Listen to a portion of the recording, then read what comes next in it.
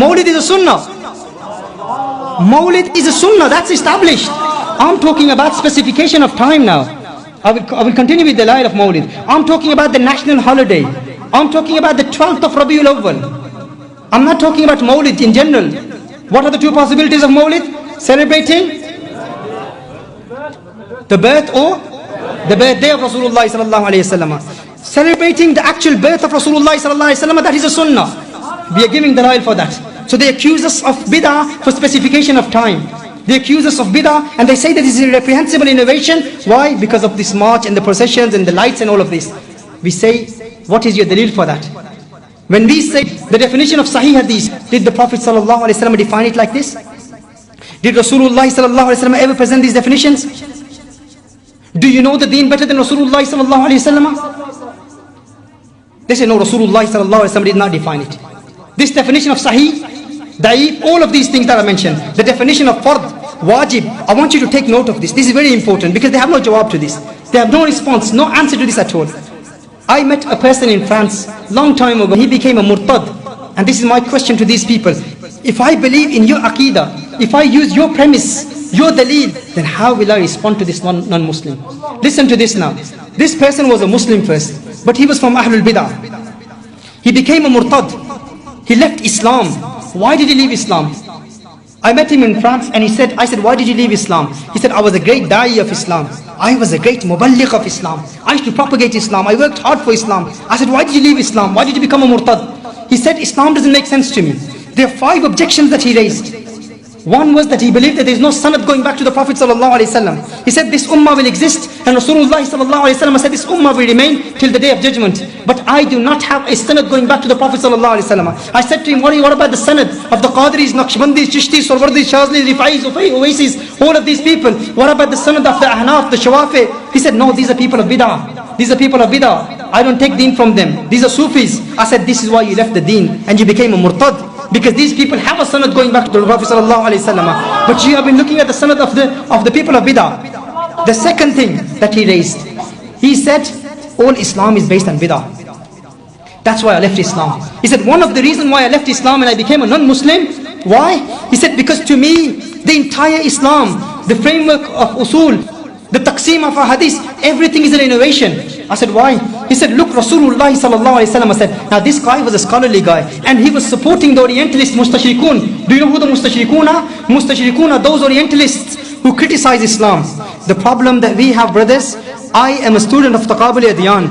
I have to debate with non-Muslims. I travel the world, alhamdulillah, wherever we go, we answer the objections raised by non-Muslims. When we discuss with them, we meet so many people who are Orientalists, mustashrikun. They study Islam to criticize Islam. Many of them are great scholars of Islam. And how do they criticize Islam? Recently, the tahqiq I have done on my answers to the objections of the atheists. How to refute the atheists. These lectures will be delivered soon, inshallah. Simple methods we are taking from our classical scholars also, and with modern research, the dalail of how to refute the atheists, those who disbelieve in Allah Jalla wa Ala. And also, the next part, inshallah, will be Orientalists, mustashrikun. But how do the mustashrikun, these people who study the sciences of Sharia to criticize Islam, many of them are ulama, how do they criticize Islam? They look at our differences of opinions, our ikhtilafat within the ummah, and they use that against us. Listen to this dalil now. This person said to me, I left Islam. I said, why did you become a non-Muslim? He said, I became a non-Muslim because to me all Islam is an innovation.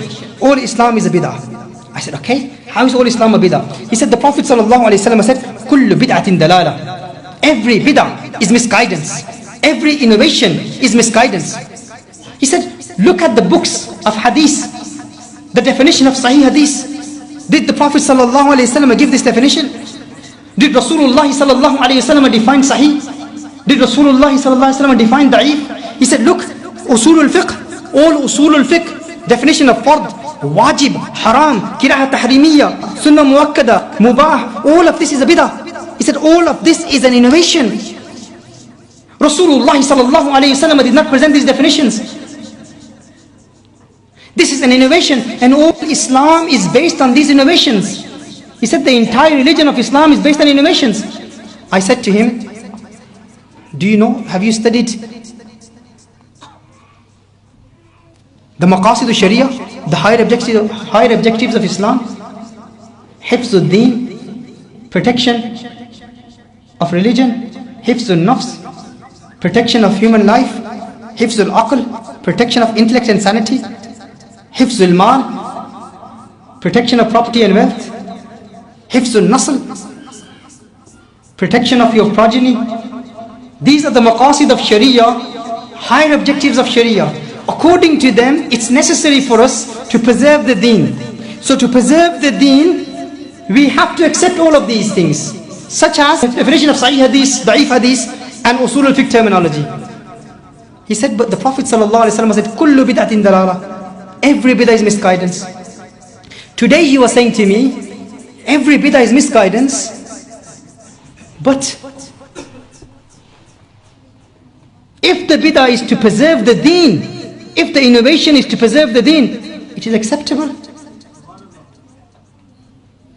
He said, I have been listening to these answers given by the Sufis about Mawlidun Nabi sallallahu alaihi wasallam. He said, these people have been giving these answers for 13 years of my life of da'wah work. Whenever I used to go to the Sufis, whenever I used to say, why do you celebrate the Mawlid of Rasulullah sallallahu alaihi wasallam, the way you celebrate it, they said this is to preserve the honor of Rasulullah sallallahu alaihi wasallam. He said, what is the difference between their answer and your answer?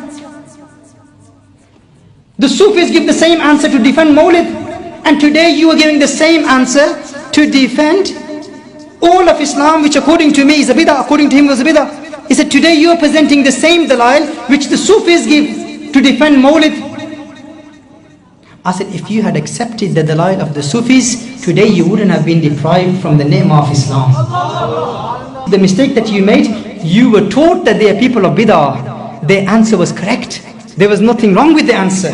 When the Sufis were saying, we celebrate Mawlidun Nabi sallallahu alaihi wasallam to defend the honor of Rasulullah sallallahu alaihi wasallam, and kullu bid'atin dalala does not incorporate these amal because they do not go against Islam and they accepted in Islam. If you accepted the explanation of the Sufis, today you wouldn't have been deprived of Islam. You became a non-Muslim because you were enemy of Mawlid. He became a non-Muslim because he was against Mawlid. My question to everyone here now, and I want you to take this question to every innovator, all the people of bid'ah, I want you to take this question to them. I want you to ask them this question. What answer am I supposed to give to these people, these mustashrikun? If I believe that this Mawlid is a bid'ah and it's a reprehensible innovation, not the asl of Mawlid. Asl of Mawlid is sunnah. Holding a gathering of Mawlid, that's a sunnah. There is no doubt in that. And me, a student of comparative religion, if I'm promoting deen to non-Muslims, if I give da'wah to non-Muslims, if he raises this question to me, what answer am I supposed to give to him? I am left with only two options. Only two options. One option is that I have to accept that Mawlid is impermissible. Mawlid is a reprehensible innovation. Mawlid is a bid'ah. And because I'm saying Mawlid is a bid'ah and it's not acceptable, I will also have to accept that everything else in deen, all the sciences of hadith and all the funun and ulum, they are also a bad bid'ah. Why? Because the principle is the same. That's what he said, didn't he? He said to me, I became a non-Muslim because I think all Islam is a bid'ah. That's why he said, I became a non-Muslim because I believe all Islam is a bid'ah. All Islam is a bid'ah. How is it a bid'ah? He said, till today no Muslim scholar has presented a single hadith of the Prophet sallallahu alaihi wasallam in which Rasulullah sallallahu alaihi wasallam defined Sahih Hadith, Da'if Hadith. Remember these words. Every army, even common people who are not scholars can memorize this. They will never be able to present the definition of Sahih Hadith from Rasulullah sallallahu alaihi wasallam. They will never be able to present the definition of fard, wajib. They always say Sahih, present Sahih. This is, Mawlid is a bid'ah, give me Sahih. Say, you want me to give you Sahih? You give me Sahih. Give me the definition of Sahih. When they give you the definition of Sahih, متصل سنده بنقل العدل الدابت يعني العدل الدابت من غير شذوذ ولا إلة. When they will give you that definition, say, are these the words of Rasulullah sallallahu alaihi wasallam? Did the Prophet sallallahu alaihi wasallam give this definition of Sahih Hadith? Do you know the deen better than Rasulullah sallallahu alaihi wasallam? Present a name of a single Sahabi who defined Sahih Hadith the way you're defining it. Oh no, this happened in the later period. Why? To preserve the deen. These things, we have to add them. What happened to you kullu now? This is like that, brother, let my relatives come in, whatever suits me, mita mita, koda koda, thu thu. Huh? That's what it is. Whatever we like, we'll accept it. Yeah? we will add it. So what about this definition? Did the Prophet ﷺ define Sahih, Da'if, all of this? No. And the answer they will give, Muqaddamatul wajibi, wajibun akhi. If a wajib is dependent upon something else, then that something else will become wajib. So preserving the deen is wajib. So therefore whatever it is dependent upon, that is also wajib. You know better than Rasulullah sallallahu alaihi wasallam. So they will never be able to give the definition of Sahih, Da'if, all of this from Rasulullah sallallahu alaihi wasallam. They will all accept it that it's a bid'ah. Why do you accept this bid'ah? It is to preserve the deen. Our answer to them, if it is to preserve the deen, then you have to change the definition of bid'ah. You have to change the definition of bid'ah. Remember this, a lot of people have come back to me after my lectures. They said, we went to them, they gave this answer. What is the answer? They say it is to preserve the deen. It is to preserve the deen. So that's sufficient, we have to preserve the deen. I said, if you had some aql, then you would have asked them another question. And today, I'm raising that question today. What is the question? Simple. When they say to you, it is to preserve the deen, say, it won't end here, just to preserve the deen. Now you have to change the definition of your bid'ah. Why? Now you have to say, you said, kullu bid'atin dalala. Every bid'ah is innovation. Now you have to say, every bid'ah which is not to preserve the deen is misguidance. Every bid'ah which is not to preserve the deen is misguidance. But every bid'ah which is to preserve the deen is accepted. But why do we just stop there? Why can't we ask them the question? When they say that these bid'ahs are acceptable, why? They're acceptable because they are to preserve the deen. Okay, they are to preserve the deen, fine, we accept it, you accept it. But now what happened to your kullu bid'atin dalala? You said every innovation, now you have to change the definition.